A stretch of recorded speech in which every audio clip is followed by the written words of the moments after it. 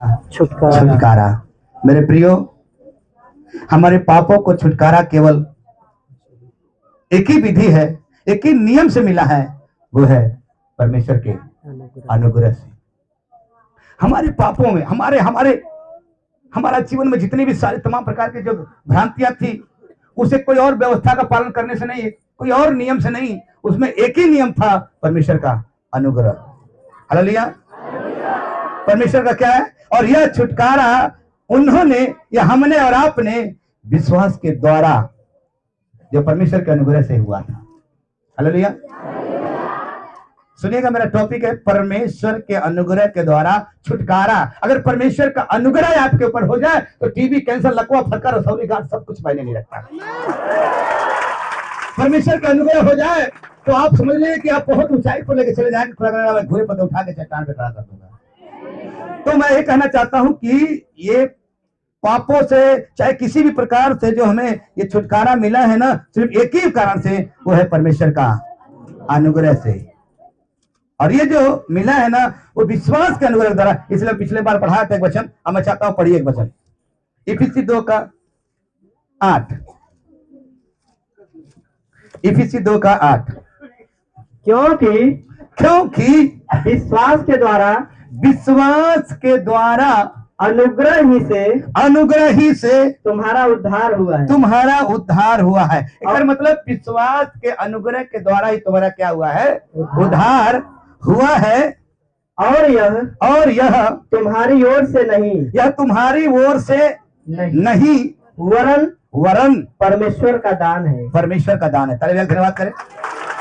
इसका मतलब परमेश्वर ने आपको ऊपर अनुग्रह किया, आपका उद्धार हुआ। उद्धार कई बातों में है। एक तो उद्धार जिस मुक्ति के लिए हम चाहते हैं वो उद्धार, एक उद्धार वो जो किसी समस्या में हम पड़े हैं उससे भी आपको छुटकारा होता है। और सबसे बड़ी समस्या तो मैं समझता हूं पाप का है, उससे भी छुटकारा प्रभु ने किया उसके अनुग्रह में। जब आपने विश्वास किया, परमेश्वर ने आपको अंदर डाला, आपने विश्वास किया और उसके अनुग्रह के द्वारा आपका क्या हुआ है? उद्धार। ये व्यवस्था का पालन करने से या कोई और बलिदान करने से आपको उद्धार नहीं मिला है। कुछ लोग सोचते हैं चींटी को खिला लेंगे, कुछ लोग सोचते हैं पैदल चल लेंगे, कुछ लोग सोचते हैं 4-5 गरीबों को खिला देंगे। अच्छी बात है, लेकिन उससे आपके नियम तौर तरीका करने से, बलिदान करने से आपका उद्धार नहीं था उसमें। कुछ लोग सोचते हैं मछली को खिला देंगे। आप चले जाओ बनारस जिला में, बनारस चले जाओ, वहां पर घाट पे एकदम लोग क्या करते हैं? मछलियों को खिलाते हैं, आटा लेके चिड़ैयों को खिलाते हैं। तो उन सोचते हैं कि ऐसा कर्म, ऐसा काम करेंगे तो हमें छुटकारा मिल जाएगा, हमें हमारे को उद्धार। लेकिन मैं परमेश्वर का धन्यवाद करता हूं। बैठाइए, आराम से बैठा दीजिए इसको। छुटकारा वो आपके विधि विधान नियम या जो भी ज्ञान बुद्धि से, इसके द्वारा आपका छुटकारा नहीं मिला। सुन रहे हैं क्या? इससे आपको छुटकारा नहीं मिला। व्यवस्था का पालन करने से, जो बलिदान चढ़ाने से, बहुत सारा नियम से आपका उद्धार नहीं हुआ है, परमेश्वर का अनुग्रह से हुआ। आप कितना भी पैदल चल लो, कितना भी कोशिश कर लो, लुढ़क के चल जाओ, बहुत दान भी कर लो, बहुत कुछ कर लो, उसके द्वारा आपका उद्धार नहीं है। हालेलुया।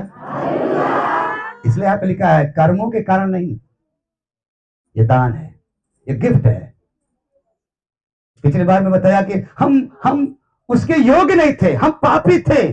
और वह बताती है कि जब हम पापी ही थे तभी हमारे लिए प्रभु यीशु मसीह ने अपना जान दिया। हमसे इतना प्रेम किया कि हम पापी थे। अब कल्पना करो, जो पापी होंगे लोग क्या करते हैं? खत्म उसको।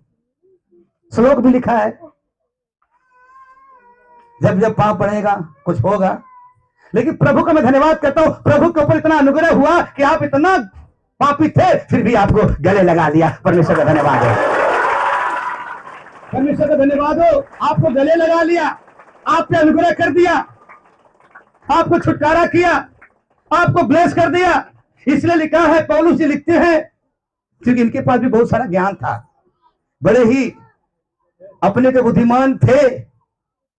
क्योंकि बुद्धिमान इसलिए था कि वो बचपन से ही एक गुरु के चरणों में बैठ करके बड़ा ज्ञान प्राप्त किए थे। बाइबल में लिखा है गमलीएल के चरणों में बैठ करके उन्होंने बड़ा ज्ञान लिया था। लेकिन जिस दिन प्रभु यीशु मसीह से मुलाकात हो गया, उसने ऐलान देके बोला, जो प्रभु का नाम लेगा वो उद्धार पाएगा।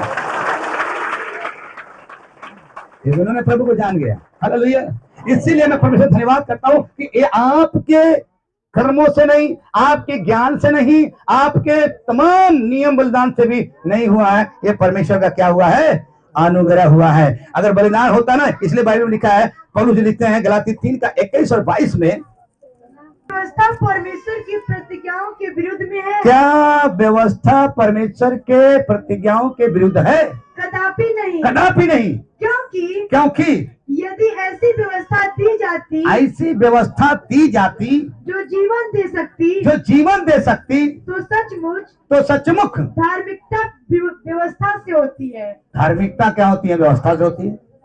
आगे, परंतु अब ध्यान से 22 पद वाला, परंतु पवित्र शास्त्र ने सबको पाप के अधीन कर दिया।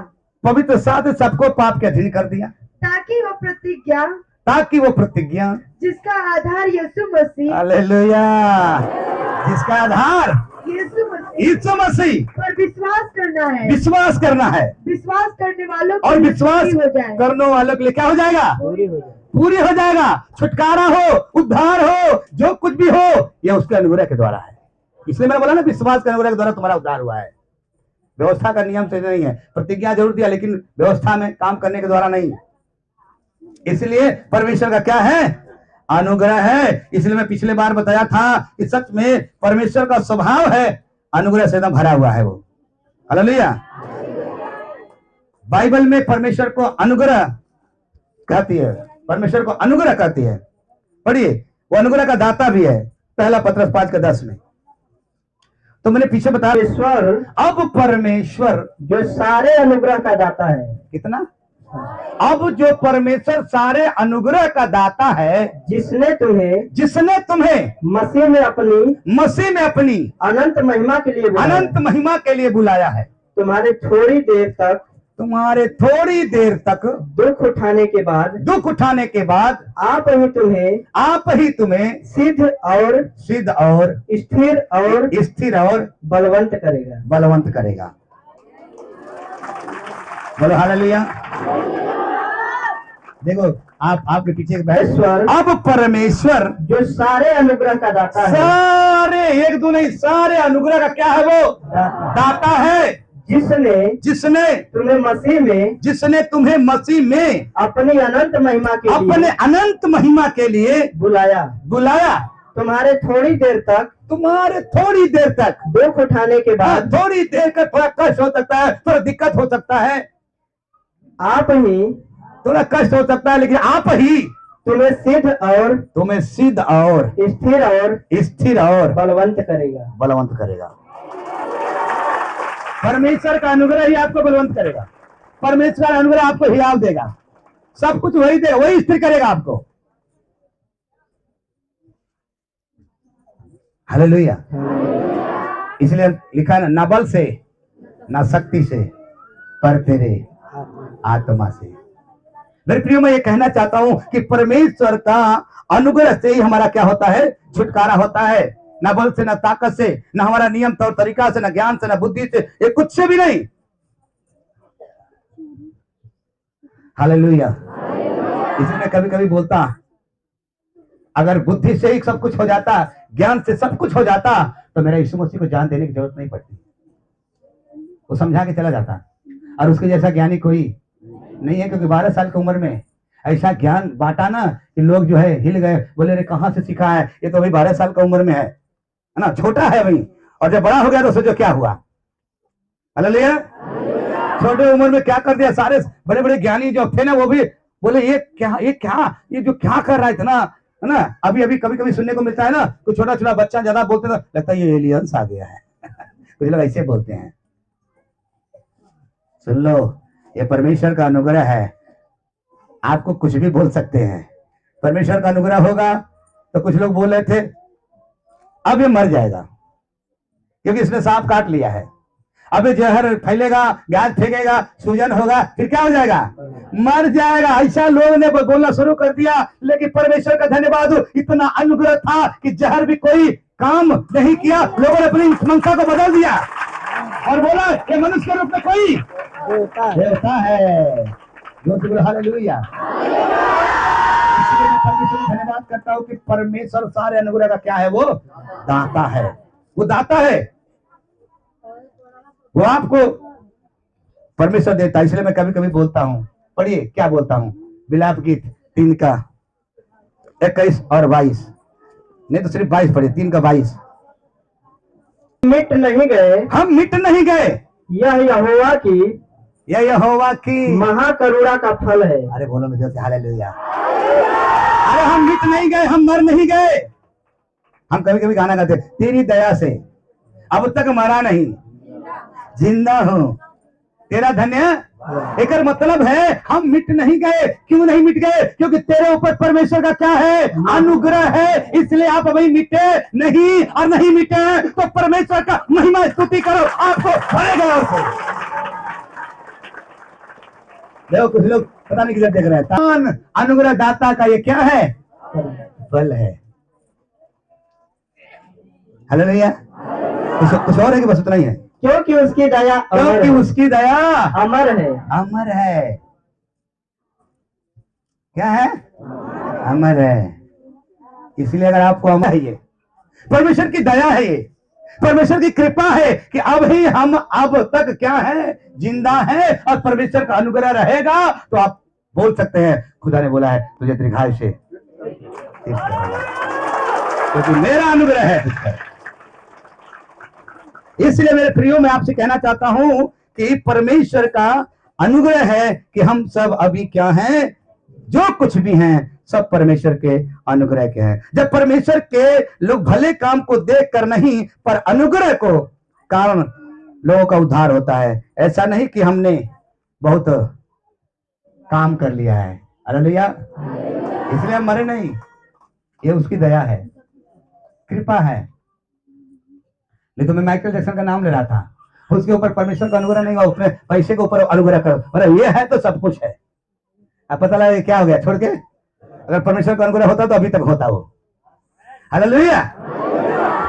इसलिए मैं कहता हूं परमेश्वर को धन्यवाद करो, और कहना यही, जब से वो मिल गया ऐ मसीह नासरी, अब ख्वाहिश नहीं कुछ पाने की, वो मिल गया तो सारा खजाना है भैया। यीशु नाम खजाना मेरे हाथ लग गया तो वो मिल गया। इसलिए महाकरुणा का क्या है, वो फल है, अभी तक मिटे नहीं। ये सब परमेश्वर का अनुग्रह है, हालेलुया।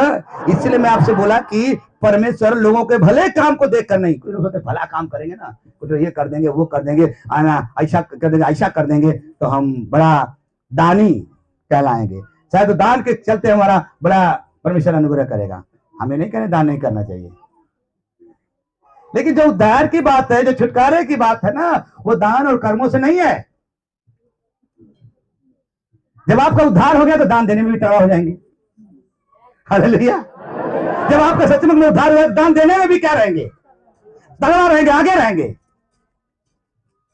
और जब नहीं रहेगा ना तो जो है वो लेके जाएंगे, सोचेंगे जो है वो इतना ले लेंगे। लेकिन जब परमेश्वर का अनुग्रह आपके ऊपर उद्धार होगा, सचमुच में आप देने के लिए भी सब कुछ, जैसे गाना गाते हैं, तेरे हाथों को लेने वाला नहीं बल्कि, हाँ, क्योंकि परमेश्वर का अनुग्रह आपके ऊपर हो गया, देने वाले बन गए। लेकिन यहां पर लेने वाला, खाली लेना है, देना नहीं भैया, खाली लेना है। इसलिए हमें ध्यान देने की जरूरत है।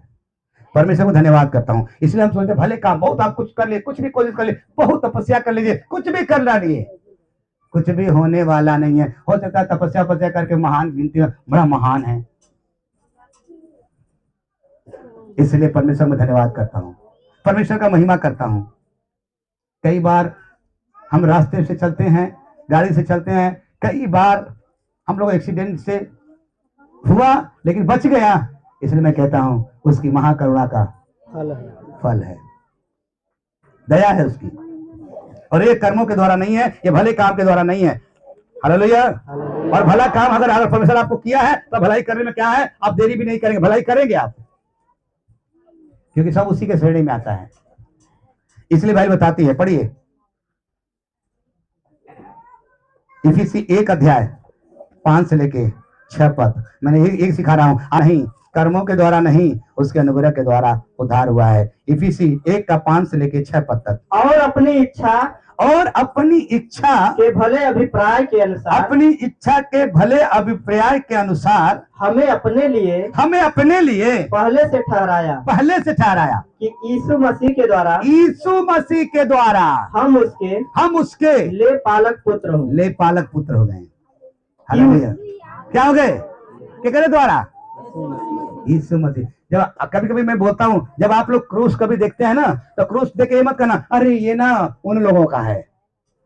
क्रूस देखना तो कहना इस पर मेरा नाम लिखा है, उस क्रूस पर आपका नाम लिखा है।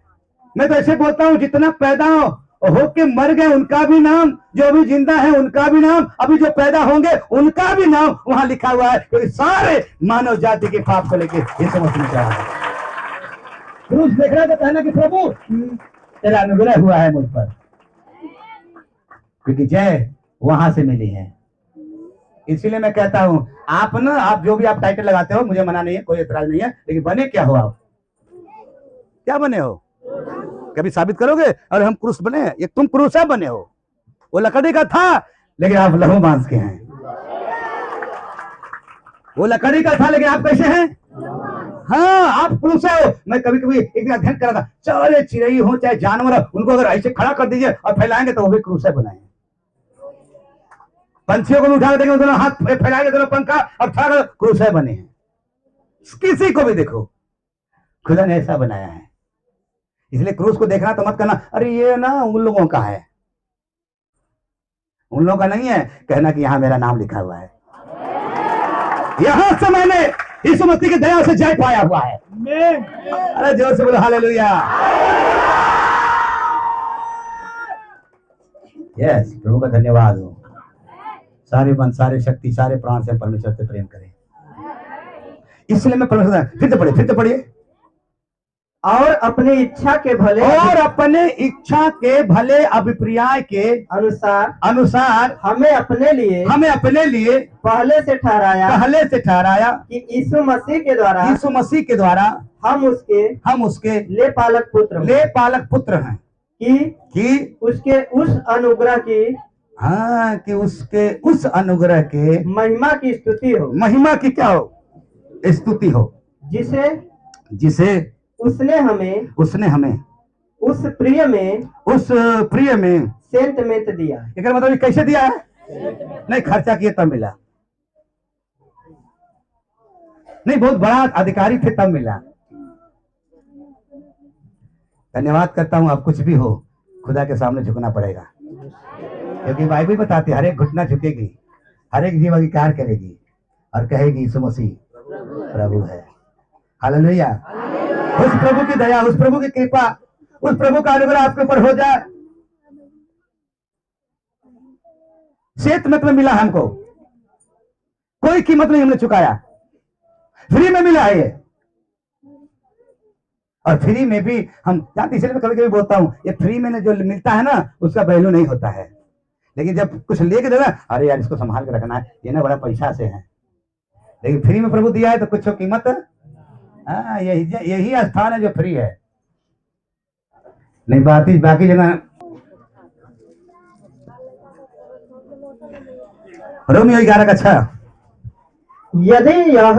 यदि यह अनुग्रह से हुआ है तो फिर कर्मों से नहीं, नहीं तो अनुग्रह फिर अनुग्रह नहीं रहा। हालेलुया। अनुग्रह नहीं रहा, इसलिए हमें ध्यान देने की क्या है? जरूरत है। बोलो हालेलुया। तो अनुग्रह नहीं रहा, परमेश्वर ने हमें अनुग्रह किया। आइए मैं कुछ कहानी, कुछ उदाहरण की तरफ से बाइबल में देखेंगे क्या सचमुच में परमेश्वर का अनुग्रह हुआ है, फ्री में हुआ है। आइए पढ़ते हैं 18 अध्याय, मत्ती 18 अध्याय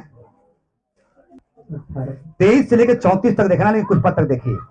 इसलिए स्वर्ग का स्वर्ग का राज उस राजा के समान है जिसमें अपने दासों से लेखा लेना चाहा।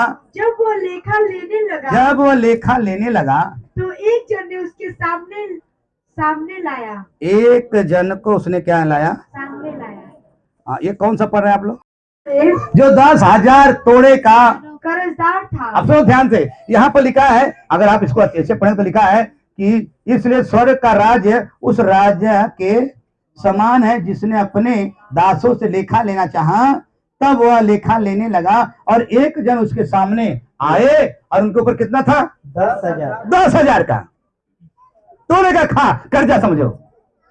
लेकिन आगे, जबकि चुकाने को उसके पास कुछ भी नहीं रहा, तो उसके स्वामी ने कहा यानी मालिक ने कहा, यह और इसकी पत्नी और बाल बच्चे और जो कुछ इसका है सब बेचा जाए। सब क्या कर दिया जाए? इकर मतलब 10,000 कर्जे है और इसके मतलब इसको सब बेचा जाए, इसके बाल बच्चे जो भी कर्जा नहीं दे इसको सब बेचा जाए। आगे, और कर्ज चुका दिया जाए। और तब कर्ज चुका दिया जाए। इस पर उस दास ने गिर कर उसे प्रणाम किया और कहा हे स्वामी धीरज धर, मैं सब कुछ क्या करूंगा? भर दूंगा। तब उस दास के स्वामी ने तरस खाकर उसे छोड़ दिया। उसे क्या कर दिया? छोड़ दिया। और उसका कर्ज तरस खा करके उसे क्या कर दिया? हम लोग भजन संहिता में आज क्या पढ़े थे? एक वचन, भजन संहिता 103 के 10 में क्या पढ़े थे आप लोग? हमें अपने व्यवहार के अनुसार, अब पापों के अनुसार व्यवहार नहीं किया। अरे एक बार निकाल पढ़ लो ना, पढ़ लो। उसने हमारे पापों के अनुसार। हाँ, यहाँ जितने लोग बैठे हैं ना, कभी कभी मैं बोलता हूँ अगर खुदा लेखा लेना शुरू कर देना तो पास्टर विजय से लेके जितना बैठे हो सब फंस जाएगा। सही? हर इंसान कुछ ना कुछ कर रहा है, हर इंसान कहीं ना कहीं गलती है, लेकिन मैं धन्यवाद करता हूँ परमेश्वर का, प्रभु यीशु मसीह का, जोर से बोलो हालेलुया। लिखा है कि 10,000 का कर्ज था, बोला बाल बच्चे पत्नी को बेच करके चुकाया जाए, लेकिन गिर करके जब वो बोला मालिक थोड़ा इंतजार करिए मैं सब कुछ पूरा कर दूंगा, तब मालिक के अंदर क्या आ गया? तरस आ गया। बोलो हालेलुया। आगे तो जल्दी आगे। और उसका कर्ज भी क्षमा कर दिया गया। परंतु धन्य है मनुष्य जिसका अपराध मन तो खोली लजा हार हुआ है, न बल से न शक्ति से, अपने दिल दिमाग विचार काम या दान पुण्य, इससे नहीं। हम दान पुण्य के लिए एलर्जी नहीं है मुझे, लेकिन जब उद्धार हो जाएगा ना, क्योंकि देखो ऐसे मैं बोलूंगा, सैंपट नहीं है, मैं इसे बता रहा हूं। अगर देखो, अगर आप जो एक खड़ी पाई ऐसे रहता है ना, एक खड़ी पाई, जब आप जब पढ़ने जाएंगे बच्चे को सिखाया जाता है ना, तो पहले ऐसे जो करता है, लेकिन जब सिखाते हैं घर के गार्जियनों तो कहते हैं एक काम करो, एक खड़ी पाई कैसे खींचे? एक खड़ी पाई मतलब सीधा वाला पाइप है ना, वो इस चीज को दर्शाता है, वो परमेश्वर को दर्शाता है। हाँ, वो परमेश्वर को दर्शाता है। और जब एक है जो, इसलिए कभी कभी मैं बोलता हूं, अगर जितने लोग ताश तो बहुत लोग खेले होंगे ना, ताश जो खेतों में गुलाम, बादशाह, बेगम, ये नहला दहला, पता नहीं क्या क्या है, लेकिन कुछ भी हो, बादशाह हो, बेगम हो, कुछ हो, लेकिन उसमें से एक की ही सबसे तगड़ा है। उसमें ज्यादा थोड़ा लाम काम नहीं है ना, कुछ नहीं है, लेकिन एक ही क्या है, सबको फेल करता है। इसलिए मैं बताता हूँ, एक ही परमेश्वर पूरी दुनिया पर राज्य करता है, उसका अनुग्रह। हालेलुया। लेकिन कुछ लोग समझ नहीं पाते, तो थोड़ा भलाई कर ले। अगर मान लो एक नहीं जानते, अगर एक यहाँ लिखा है, अगर भलाई करेंगे तो 1 0 जुड़ जाएगा, कितना हो जाएगा? 10। और एक और भलाई करेंगे तो कितना हो जाएगा? 100। आज एक को नहीं जानते हैं और आप काम करेंगे 0 जुड़ेगा तो कुछ होगा? महत्व कुछ होगा? तब सिर्फ 0 0 0 लड्डू लड्डू। लेकिन एक वाले को जब जान गए हैं ना, इसका मतलब परमेश्वर का अनुग्रह आपके ऊपर उद्धार हुआ, तब आप बड़ा काम करते हैं, तब 1 0 जुड़ जाता है, तब 10 हो जाता है, फिर 100 हो जाता है, 1000 हो जाता है, लाखों हो जाता है, तब होता है। हमें नहीं कर रहे कि नहीं, भला करना है, लेकिन कब उद्धार होगा? तब जब उद्धार हो गया तो फिर उद्धार होगा तो जरूर भला करेंगे। इसलिए यहाँ पे लिखा हुआ है परमेश्वर द्वारा 10,000 था, लेकिन मालिक आगे पढ़ क्या लिखा है, परंतु जब वह दास बाहर निकला, लेकिन जब देखो, अब सुन लो, देखो जब उसका क्षमा हुआ ना और वो खो गया था, तब वो बाहर निकला तो उसके संगी दासों में से उसका संगी मतलब ठीक भाषा में अगर कोई दोस्त रहा लो, एक उसको मिला, हाँ उसका दोस्त एक मिला, उसका संगी में से एक मिला जो उसके 100 दिनार का 100 दिनार का कर्जदार था। होता 100 रुपया मांग, चलो 1000 रुपया मांग, चलो क्या था, कर्ज था। उसने उसे पकड़ के उसका गला घोटा और कहा, गला घोटा समझ ना, कुछ तुझ पर कर्ज है, जो कुछ तुझ पे कर्ज है, मात्र कितना रहा, अरे वहाँ उसका तो इसका कितना 100 रुपया, 100 रुपया मान लाए, दिनार के बाद अलग अलग आप अपने समझो 100 रुपया, लेकिन फेफा पकड़ा और क्या बोला, जो कुछ तुझ पर कर्ज है भर दे। इस पर उसका संगी दास गिरकर उससे विनती करने लगा, धीरज धर, मैं सब भर दूंगा। उसने नहीं माना, परंतु जाकर उसे बंदीगृह में डाल दिया कि जब तक कर्ज भर न दे तब तक वही रहे। जब ये गया कि अरे देखो आपने तो 10,000 उसका क्षमा कर दिया, लेकिन ये तो 100 रुपया नहीं क्षमा कर पाया, ये तो जेल में डाल दिया। कहानी पढ़े अच्छे से, लेकिन उसका 33 पद पढ़ो क्या लिखा है, इसलिए जैसे मैंने तुझ पर दया की वैसे ही क्या तुझे भी अपने संगी दास पर दया करना नहीं चाहिए था। और उसके स्वामी ने क्रोध में आकर उसे दंड देने वालों के हाथ में सौंप दिया कि जब तक बस घर जाओ। अब तो यहाँ पे इसका मतलब है कि वहाँ पर 10,000 था, लेकिन परमेश्वर के अनुग्रह से सेठ में मिला, सब कुछ हो गया। इसका मतलब परमेश्वर का अनुग्रह हमारे ऊपर हुआ। हम लोग के ऊपर बहुत सारे कर्ज थे, पाप का कर्जा हम चुका नहीं सकते थे, जितना भी कर्म कर ले, कुछ भी कर ले, आप पाप का कर्जा नहीं चुका सकते, लेकिन खुदा बनी यीशु मसीह ने हमारे पापों का कर्जा। एक बार मैं यूट्यूब पर देखा था, प्रभु के महान सेवक जानी लीवर बतला रहे थे कि हम, हमारा पत्नी, बच्चे लोग एक बहुत बड़े होटल में गए। और आप लोग होटल में अगर जो लोग गए होंगे तो वहाँ बड़ा लंबा लिस्ट बना के टेबल पर रहता है, आप जाइए पहले वहां पढ़िए उसको क्या करिए, पढ़िए, उस पर पूरा दाम लिखा है, कहाँ है, सब कुछ लिखा हुआ है। तो जो आपको पसंद लगेगा आप उसको ऑर्डर देंगे तो क्या हो जाएगा, मिलेगा, थोड़ा इंतजार करना पड़ेगा। तो जानी लीवर गया और ऑर्डर दे दिया, लेकिन ऑर्डर देने के बाद उसको सब कुछ आया और परिवार खा पी करके सब के सब एकदम मस्त हो गए। जब बिल देने की बात आई तो मालिक ने बोला आप जाइए, क्योंकि आपका बिल तो पहले से क्या हो गया।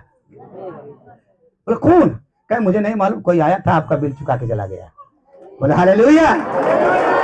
उसी तरह हमारे ऊपर भी तमाम प्रकार की, चाहे बीमारी हो चाहे पाप हो, तमाम प्रकार के कर्जे थे, लेकिन खुदावन यीशु मसीह आया और मेरे सारे कर्जे को माफ कर दिया, उद्धार कर दिया। उसका अनुग्रह हमारे पर हुआ। हालेलुया। इसलिए हम सुसमाचार आपको बांट रहे हैं, समझिएगा ध्यान से। नहीं ये कुछ और दरबार होता था, इतना बोलने की जरूरत नहीं होता। इससे लेकर 50 तक एक दो वचन पहले सुन पढ़िए, हम जैसे को बात करेंगे। लूका 7 अध्याय 36 से लेकर 50 तक है, एक कुछ पद तक पढ़िए। 7 अध्याय। फिर किसी फरीसी ने, देखो ये ज्ञानवान है, अपने ज्ञान वाला है। फिर किसी फरीसी ने उससे विनती की कि वह उसके साथ, ये फरीसी ने विनती किया यीशु मसीह को कि वह उसके साथ भोजन करे। अतः वह उस फरीसी के घर में जाकर भोजन करने बैठा। उस नगर की एक पापिनी स्त्री, कैसन स्त्री, पापिनी स्त्री, आजकल हम के पापिनी, कि वह फरीसी के घर में भोजन करने बैठा है। संगमरमर के पात्र में इत्र लाई। के तुम्हें, अरे सुनो, हम उधर डीप में नहीं जा रहा हूँ, और वो संगमरमर का टुकड़ा आप भी है। लेके आओ ना परमेश्वर का महिमा हृदय सच्चाई के साथ, वो आप हैं, लेकिन वहां लिखा है संगमरमर का पात्र में इत्र लाई और उसके पांव के पास, किसके पांव पास? यीशु मसीह के पांव के पास पीछे खड़ी होकर रोती हुई उसके पांवों को आंसुओं से भिगोने और अपने सिर के बालों से क्या करने लगी? पोंछने लगी। तब ज्ञानवानों ने क्या किया? और उसके पांव, आप सुन, हाथ पर मालूम है उसको। तब उसके बाद ज्ञान जो लोग बुलाया था ना, वो थोड़ा फरीसी था, ज्ञानवान था अपने आप को, तो वैसे करा। अरे यीशु मसीह अगर भविष्यवक्ता होता, अगर ये महान होता, तो ये जान जाता कि ये कौन स्त्री है और मेरे इसके पांव को धो रही है। तब तक पढ़िएगा उसको अच्छी तरह से। यीशु मसीह उसके मन को जांच के बोला है, तुझे कुछ बात कहना है। हालेलुया, तुझे कुछ बात कहना है। और वहां पर जब आप पढ़ेंगे ना, तो वहां पर भी कहानी पूरा मिलेगी आपको। Hallelujah, hallelujah.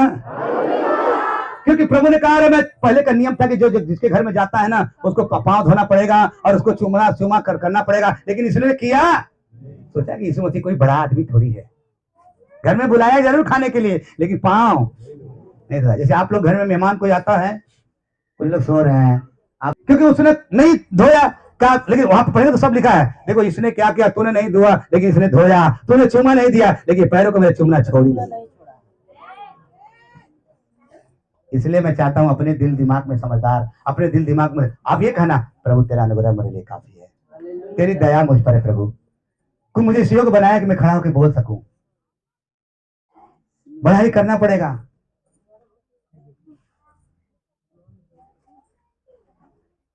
जब मैं सेवकाई शुरू करना था, 4-5-6 साल मैं सेवा किया, अपने आत्मिक पिता कहें उनके साथ रहा। लेकिन जब मुझे सेवा करने की जब जरूरत पड़ा कि प्रभु मैं सेवा करना ना, प्रभु ने मुझे बातचीत भी किया, लेकिन मैंने ये नहीं बोला प्रभु ने हमसे बातचीत कर लिया, गुरु जी कोनो मतलब ना, कोनो बात ना। लेकिन मैं कांपते उनसे कहने में भी डर लगता था, कांपते एक दिन बहुत प्रार्थना करने के बाद, कई उसको मेरे 10 साल बीत गया प्रार्थना करते करते, तब एक दिन मैंने बोला, गुरु जी मुझे भी अधिकार दीजिए, मुझे भी कर दीजिए ताकि मैं भी ये काम को करूं। तब मेरा शादी होने के बाद, आप मेरा पत्नी बेटी है, हम लोग आए, प्रोग्राम किए, और कई आना हमारे आत्मिक पिता वो लोग आए, और हम लोग प्रोग्राम सब उन लोगों ने हमारे ऊपर प्रार्थना किया, अभिषेक किया, कहा जाइए प्रभु आपके साथ है, उसका अनुग्रह आपके ऊपर है। तब परमेश्वर का धन्यवाद, तब हमने काम शुरू किया।